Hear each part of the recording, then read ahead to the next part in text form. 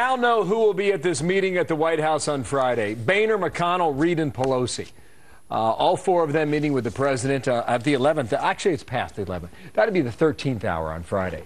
With me now, a senator who just gave the government a check for $600,000 for money he saved from his own office budget annually. Kentucky Republican Rand Paul. How are you, sir? And good morning to you. Very good. What's Friday all about, do you think?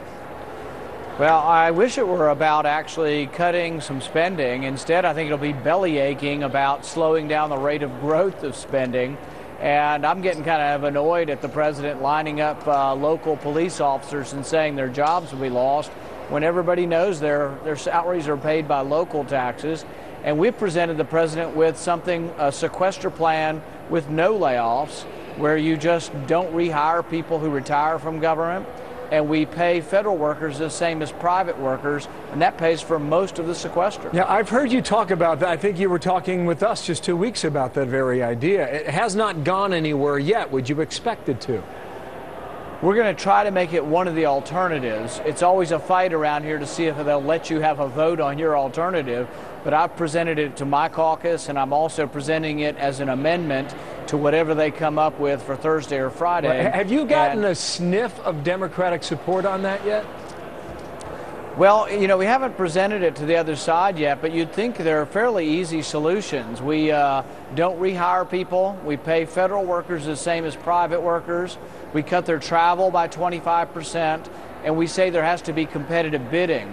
The problem is many Democrats don't like competitive bidding because they like to pay federal workers union scale instead of what the competitive wage is. Yeah, so that could be a problem. You find so much savings in these travel budgets. I mean, that's becoming more and more clear.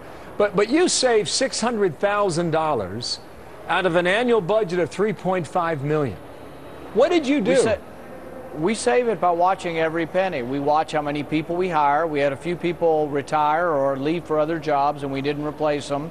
We also watch what we spend on ink cartridges, computers, travel budget. We watch a host of things, but we watch it as if it were our own money. In fact, we have a bill that would have this go throughout all of government, and we would give civil servants bonuses based on how much savings they find in their own budget. That's novel. Wonder if that goes anywhere, huh? Especially given the, this $16.6 trillion. Is it Mick Mulvaney, Republican from South Carolina? He saved $160,000 in his House budget, which is less than yours in the Senate side, but still quite sizable. One more question here, Senator, if I could. You helped lead the charge, what it appeared publicly, against Chuck Hagel. Yet you voted to confirm him yesterday as Defense Secretary. He was sworn in about 2 hours ago at the Pentagon. Why the vote to favor him? I filibustered him twice because I wanted more information, and I think when Republicans stick together, we can get information. I was disappointed, though, that several on my side, after they filibustered him, immediately announced they weren't going to continue the filibuster, so we never really got the information. I'm the same way on Brennan. I want to know more information about drone strikes in America.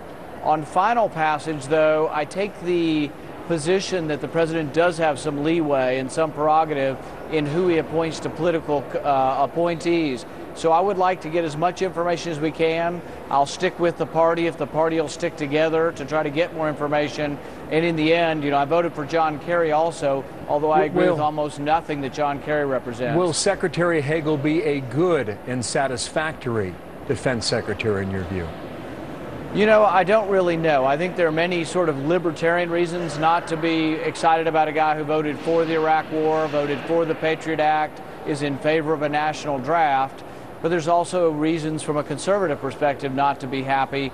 I don't know what will happen. I do think, though, that he's open to the fact that we will have to save some money in the military, and I am open to that also. Senator, thank you for your time. A lot to talk about. We'll continue our discussion soon. Rand Paul there from Capitol Hill. Martha.